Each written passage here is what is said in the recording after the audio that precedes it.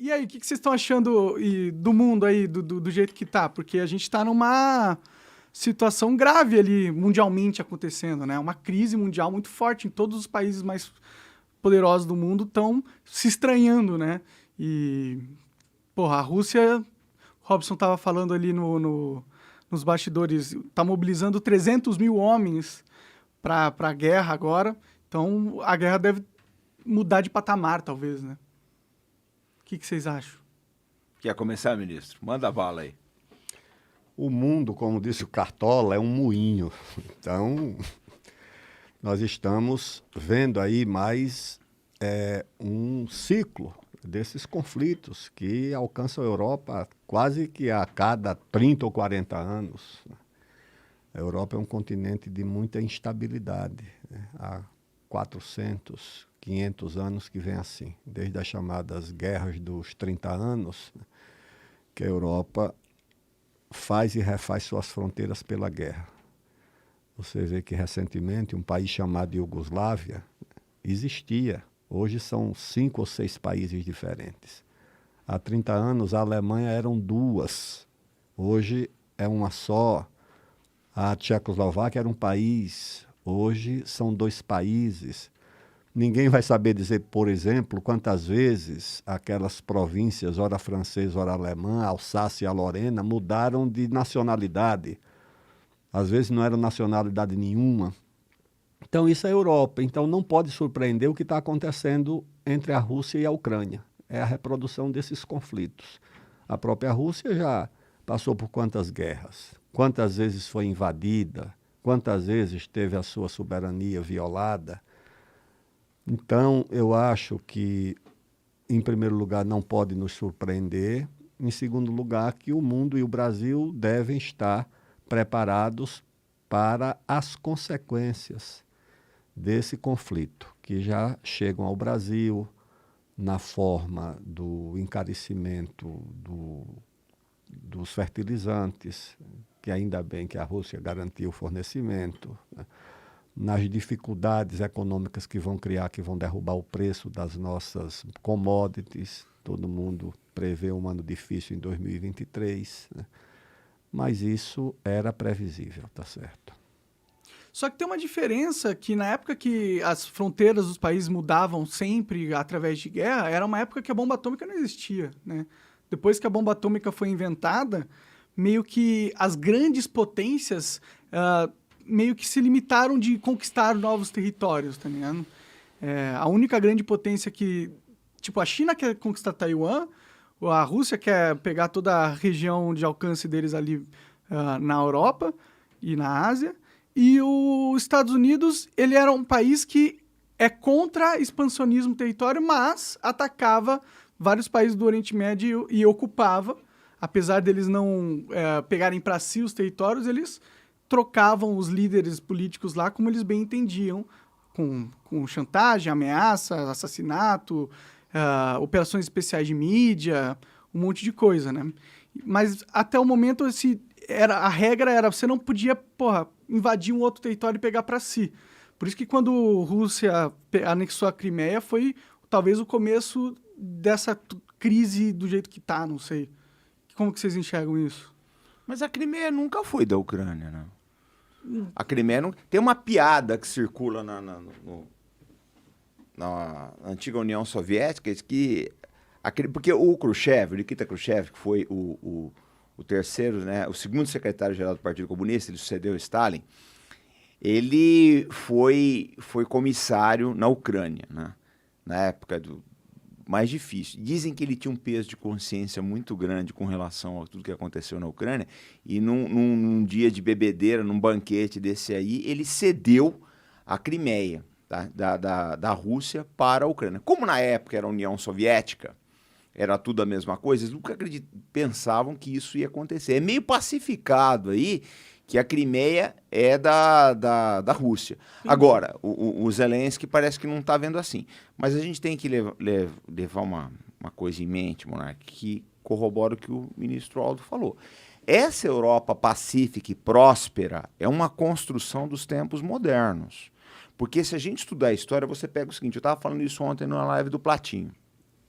Você pega aí, Guerra dos 100 anos, Guerra dos 30 anos, Guerra dos 7 anos, guerras napoleônicas, Guerra Franco-Prussiana, Primeira Guerra Mundial, Segunda Guerra Mundial, Guerra Civil Espanhola, a Guerra Civil da Grécia e a Guerra da Iugoslávia. 10 guerras, todas ocorridas na Europa. E se você olhar bem mesmo aqui, uma boa parte da imigração brasileira é gente que veio corrida da Europa porque as condições lá estavam ruins.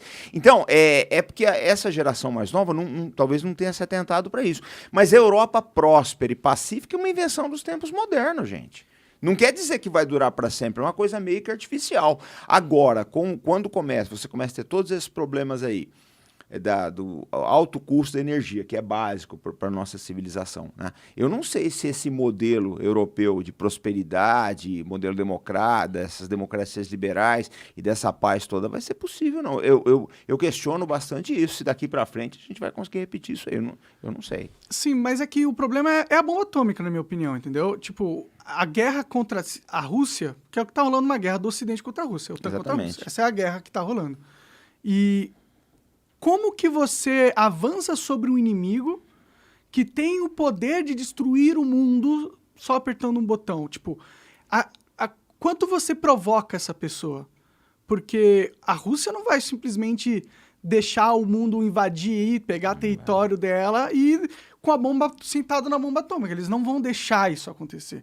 Então essa é uma guerra que tem um limite. O limite é estressar a Rússia ao ponto deles se sentirem justificados ou com vontade de usar a bomba atômica.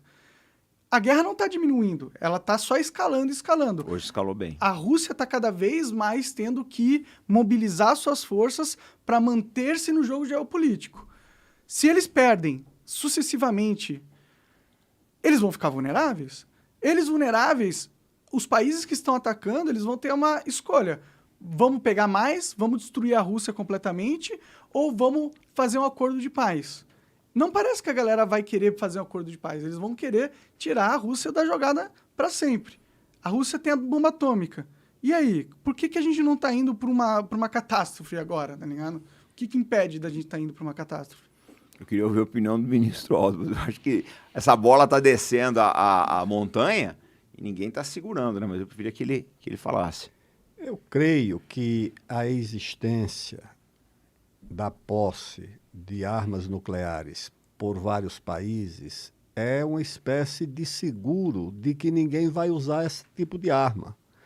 Eu me pergunto, na Segunda Guerra, os Estados Unidos usaram armas nucleares contra o Japão. Será que usariam se o Japão também tivesse armas nucleares?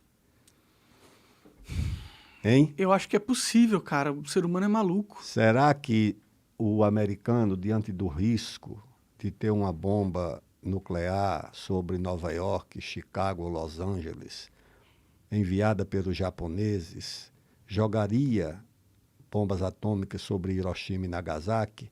Eu tenho certeza que não. Nesse caso, aqui da Rússia, eu acho difícil o conflito escalar para o uso de armas nucleares, porque não tem como se conter a reciprocidade nesse tipo de destruição. É difícil. E hoje os principais protagonistas são detentores de armas nucleares.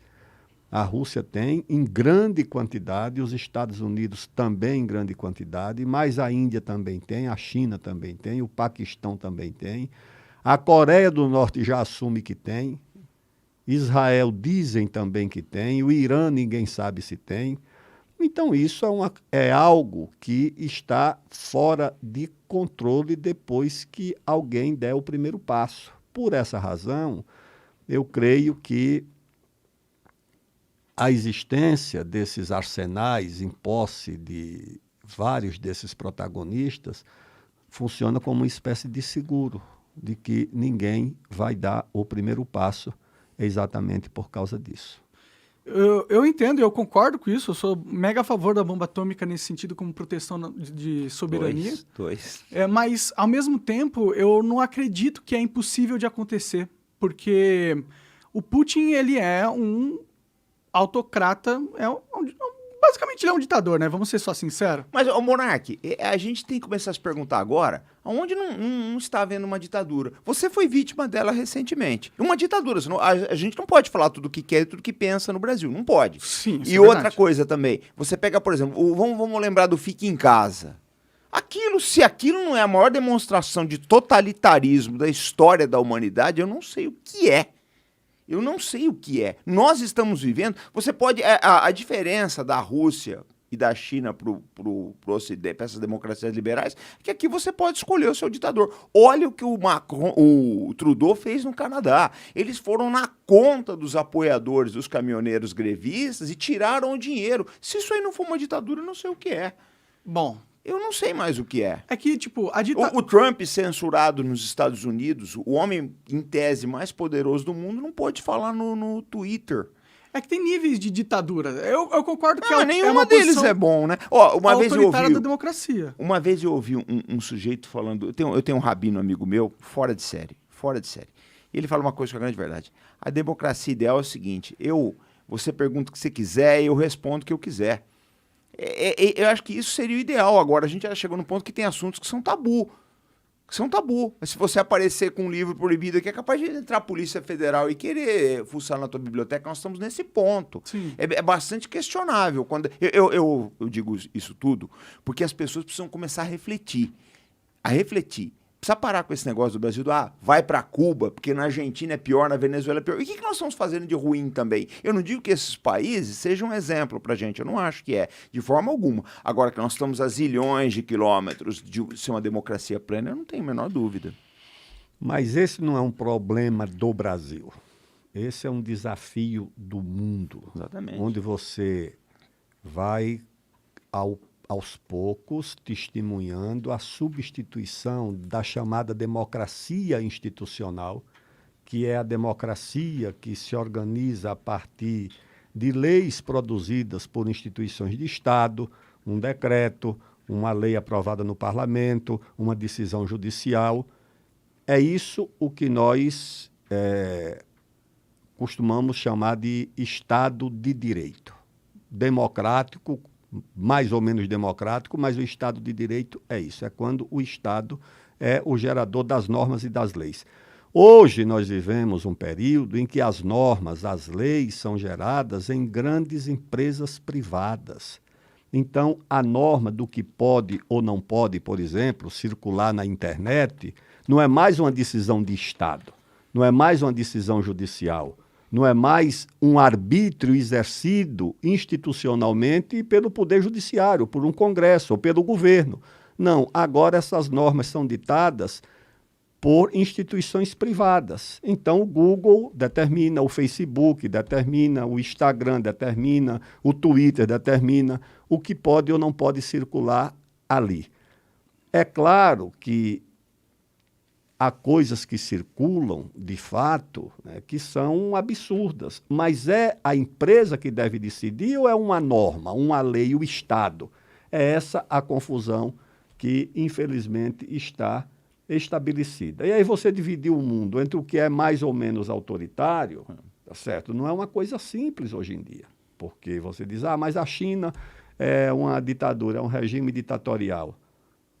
Do ponto de vista formal, das normas que são aplicadas aqui nas democracias ocidentais, principalmente Estados Unidos e a Europa Ocidental, é verdade. Mas para o chinês, o critério é exatamente outro, tá certo? Eles não acham que vivem debaixo de uma ditadura. Por quê? Porque eles reúnem o critério da seleção de quem dirige, não é apenas a eleição. Aqui no Brasil é basicamente a eleição. Qualquer um pode ir para uma eleição porque partido não seleciona mais ninguém. Qualquer um que se inscreva no partido ou que compra uma legenda vai concorrer. Nós perdemos o critério da seleção. E com isso eu acho que foi reduzida a qualidade dos quadros políticos que se elegem em todo o espectro da ideologia. Não estou falando que A é melhor ou pior do que B. Estou dizendo que a qualidade dos representantes caiu bastante no Brasil, porque nós perdemos a capacidade de combinar o critério da seleção de quem concorre com a eleição. e você deixa tudo para o eleitor, a responsabilidade de selecionar e de eleger. E às vezes acontece que ele não consegue fazer isso. Você acaba de assistir um corte do Monarch Talks, agradeço demais, mas se você quiser ver o vídeo na íntegra e acompanhar ao vivo todas as transmissões, você tem que ir lá no rumble.com/monarch para não perder nada. Segue a gente lá.